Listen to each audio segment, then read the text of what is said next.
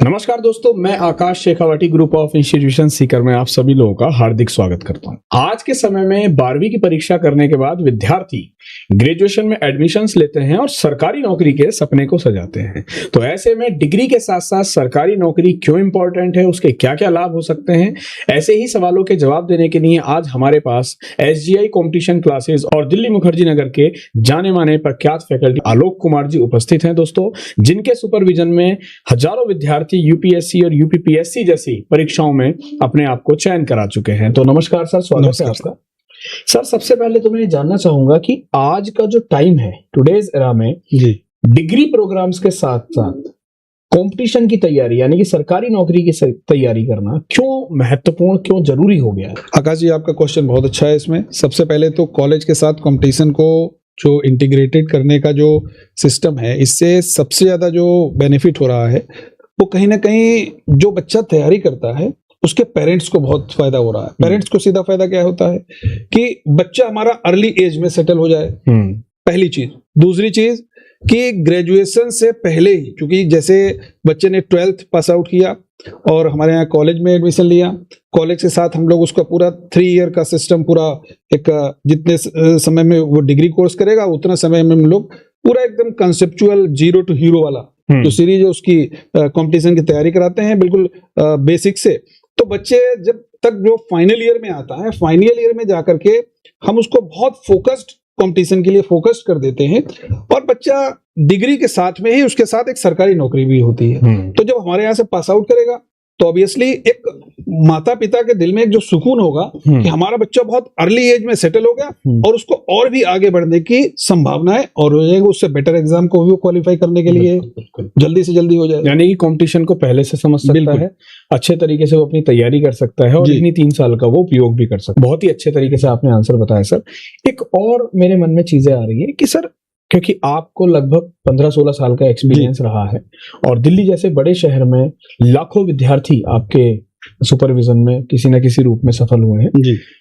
Sir, स्नातक से पहले और स्नातक के बाद, यानी कि ग्रेजुएशन से पहले और ग्रेजुएशन के बाद सरकारी नौकरी की तैयारी शुरू करने में क्या अंतर बच्चों को आता है और उसके क्या लाभ मिलते हैं अगर कोई बच्चा पहले तैयारी करता है? सर, बहुत बढ़िया सवाल है ये, और इसको मैं थोड़ा सा, ये जो विद्यार्थी तैयारी करता है उसकी मैं फैमिली से भी लिंक करके आपको इसका आंसर दूंगा। देखिए, होता क्या है कि आज से अगर हम लोग मान के चले 5-10 साल पहले, 5-10 साल पहले बहुत लिमिटेड कोचिंग्स थी जो कंपटीशन की प्रिपरेशन कराया करती थी और लिमिटेड सिटीज में ही कंपटीशन की तैयारी हुआ करती थी। तो सबसे बड़ी चीज, वहां तक रीच भी बहुत कम लोगों की हो पाती थी और बच्चे के पास में एक ही विकल्प था कि वो ग्रेजुएशन करे, उसके बाद में वो कोचिंग जाकर के वहां पर शहर में कोचिंग ज्वाइन करे। तो बच्चा जब आ रहा है वहां से, उसके पास में कोई कंपटीशन का कुछ बेसिक तैयार नहीं है। अब जब वो आ रहा है कोचिंग में, उसमें एडमिशन लिया, कोचिंग में उन्होंने क्या किया कि भाई बेसिक से तो भाई ग्रेजुएशन के बाद में पढ़ाना शुरू नहीं है। वहां पर तो उन्होंने कहा कि लंबे, भाई हमारे फाउंडेशन में तो 3 ईयर प्रोग्राम है और वहां पर 6 मंथ्स में, 8 मंथ में, मैक्स टू मैक्स 9 मंथ्स में उसको कवर कर रहे हैं उस बड़े सिलेबस को। तो बेसिक का तो वहां पर बिगिनिंग हो नहीं रही है। वहां पर सीधे उन्होंने स्टेज 1 पे ले आए, एडवांस 1 पे, और बच्चा नया नया आया गांव देहात से, उसको समझ नहीं कर पा रहा, एक्सेप्ट नहीं कर पा रहा।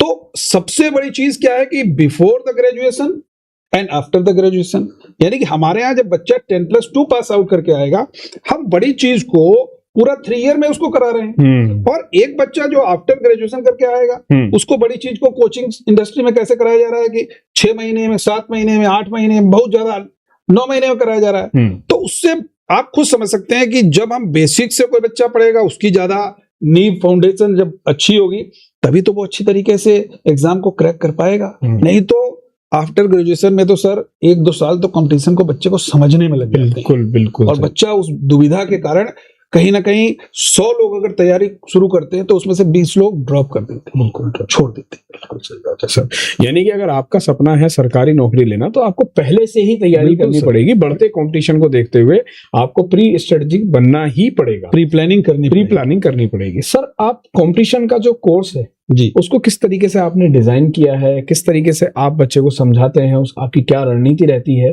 क्योंकि ये इंटीग्रेटेड एक प्रोग्राम है और मैं समझता हूँ कि सभी सब्जेक्ट्स को साथ में लेके चलना कैसे आप कर पाते हैं? सर बहुत बढ़िया आपका ये सवाल है। देखिए जैसे हम भी काउंसलिंग सेक्शन में बैठते हैं, जब हमारे यहाँ कोई इंक्वायरी आती है तो कभी हम बैठते हैं, हमारे एचओडी सर भी बैठते हैं, तो या हमारे जितने फैकल्टी हैं सब सारे के सारे एक्सपर्ट हैं। और सबसे बड़ी चीज क्या होती है कि नया बच्चा आया 12th पास आउट, उसका ब्रेन कोरा कागज है अबाउट द कंपटीशन, उसको कुछ नहीं पता है कंपटीशन के बारे में, कि हमको सब बस एक किसी ने कुछ बता दिया सीजीएल की तैयारी करना है, किसी ने कहा आरएस की तैयारी करनी है, यूपीएससी हमको फाउंडेशन करना है, डिफरेंट आइडियाज उसको लोगों ने दिए, जो उसका गाइडलाइनर रहा होगा उसके परिवार में या उसके रिश्तेदारी में कोई सफल व्यक्ति होगा।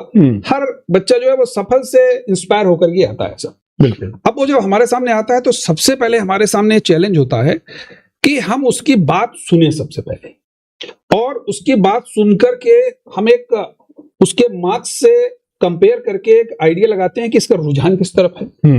क्या इसका रुझान आरएएस की तरफ है, क्या इसका रुझान यूपीएससी की तरफ है, या ये सीजीएल में बहुत अच्छा कर पाएगा, या ये रेलवे में बहुत अच्छा कर पाएगा। तो हमारा मेन मकसद क्या रहता है कि हम बच्चे के मार्क्स और बच्चे का जो सिनेरियो है, जो उसके ब्रेन में चल रहा है, जो हम काउंसलिंग के दौरान उसके साथ जो प्रश्न करते हैं, जो हमारा कन्वर्सेशन होता है, उस आइडिया के अनुसार ही हम उसको उसी कोर्स में एडमिशन देते हैं, ताकि ऐसा ना हो कि बच्चा एक रॉन्ग डायरेक्शन में चला जाए, उस रॉन्ग डायरेक्शन में वो अपना अच्छा आउटपुट ना दे पाए। बिल्कुल सही ये बात है। हमारा एक बहुत कंसर्न रहता है। बिल्कुल, यानी कि माता पिता को अब इस चीज की टेंशन नहीं लेनी है, वो अपने बच्चे को एसजीआई कंपटीशन क्लासेस के जो काउंसलिंग विद काउंसलिंग जरूर विद काउंसलिंग कह सकते हैं, अटेंड कराए, जिससे कि वो अपना सही दिशा जी चूज कर सके। सर पाठ्यक्रम को आप किस तरीके से लेकर चलते हैं, क्योंकि सर, एक बड़ा पाठ्यक्रम है। जैसे हमें कंपटीशन के सब्जेक्ट्स के, अभी एचओडी सर के साथ भी मेरा हाल दिनों में इंटरव्यू रहा है, तो एक बड़ा सिलेबस बिल्कुल सर ये कंपटीशन का रहता है। उसमें जीके जीएस के सारे सब्जेक्ट्स रहते हैं, मैथ का भी बड़ा सिलेबस रहता है, रीजनिंग है, इंग्लिश है, लैंग्वेजेस, कंप्यूटर्स वगैरह आते हैं, और इवन जैसे स्टेट्स के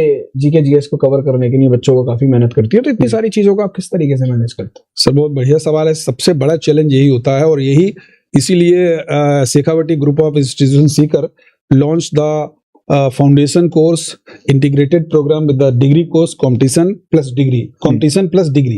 ये जो कॉन्सेप्ट है ये इसीलिए सर, जैसे आपने सिलेबस की बात की, मैंने अभी एक आपने प्रश्न मेरे से किया था कि before the graduation after the graduation, वहां से इसका जो आंसर है वो लिंकअप है। समझिएगा सर थोड़ा सा, जैसे मान लेते हैं कि एक बड़ा सिलेबस है। अब कोई बच्चा हमारे पास आया 12th पास आउट है, का सर मुझे आरएएस बनना है, सर मुझे एसएससी सीजीएल में मुझे मिनिस्ट्री ऑफ एक्सटर्नल अफेयर्स में जाना है, मुझे सर सीएसएस कैडर चाहिए, मुझे सर एक्साइज इंस्पेक्टर बनना है।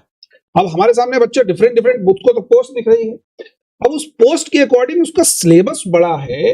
उस सिलेबस को एक मोटी सी किताब है, फॉर एग्जाम्पल कि जनरल स्टडीज में मैंने इंडियन ज्योग्राफी जैसे पढ़ाया, तो इंडियन ज्योग्राफी में जैसे मैं कहता हूं कि map is the soul of geography.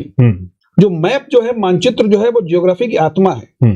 अगर किसी बच्चे ने ज्योग्राफी में मैप को समझ लिया तो वो ज्योग्राफी के ऊपर कह सकते हैं कि पूरा अपना जबरदस्त राज करेगा ज्योग्राफी को।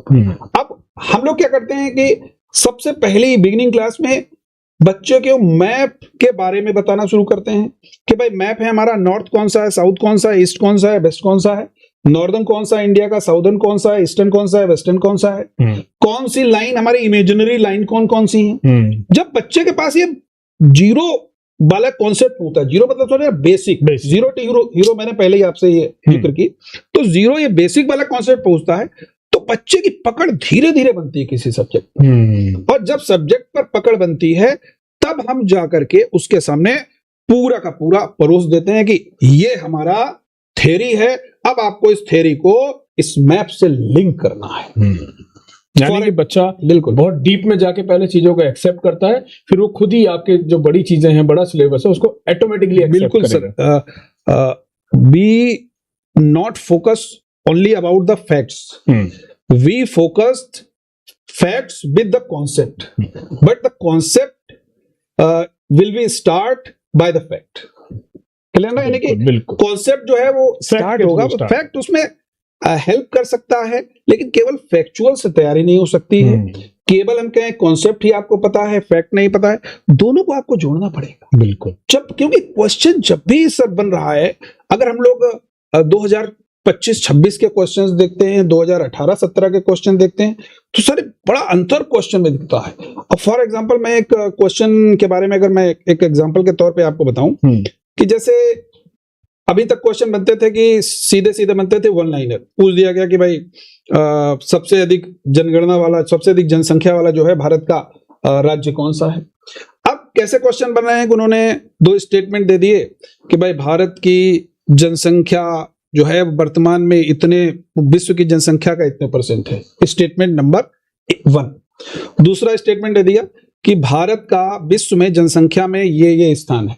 4 नीचे ऑप्शंस बना दिए, only 1 correct, only 2 correct, both are correct, neither 1 nor 2 are correct, यानी कि दोनों सही हैं, दोनों गलत हैं, केवल एक सही है, केवल 2 सही। तो इसके लिए क्या करना पड़ता है कि हम लोगों को कॉन्सेप्ट पर प्रहार करना पड़ता है। कॉन्सेप्ट पर प्रहार करेंगे तो फैक्ट खुद टेबल पर आपके सामने आ जाएगा कि ये आपको बताएगा कि भाई क्वेश्चन मेरे से ही बनेगा। ये हमारी पहली ये बिगिनिंग रहती है। बिल्कुल बिल्कुल सर, बहुत अच्छे तरीके से। सर कंपटीशन में, क्योंकि जहां तक की बात है कंपटीशन को मैंने कई साल जिया है और हजारों विद्यार्थी मेरे सुपरविजन में भी सरकारी नौकरी ले चुके हैं जी। मेरा एक अंतिम सवाल आपसे है कि सर स्टूडेंट्स क्या पढ़ें क्या ना पढ़ें, ये सबसे बड़ी समस्या रहती है इतने बड़े सिलेबस में। जीके जीएस जैसी चीजों में आप इन चीजों को कैसे डील करते हैं? बहुत बढ़िया आपका ये सवाल है। ये कंपटीशन में, और खासकर सर मेरा जो अपना अनुभव है स्टेट पीएससी और यूपीएससी के दौरान, जो मेरा अनुभव रहा, मेरी भी अपनी तैयारी के दौरान अनुभव रहा, यानी कि अध्ययन के दौरान और अध्यापन के दौरान, दोनों के दौरान मैं अपना अनुभव शेयर करूंगा। एक विद्यार्थी के सामने सबसे बड़ा चैलेंज होता है क्योंकि वाइड सिलेबस है। उस सिलेबस में जैसे मैं एक एग्जांपल लेता हूं न्यूज़पेपर का। न्यूज़पेपर आया, करंट अफेयर्स एक बहुत बड़ा चैलेंज होता है।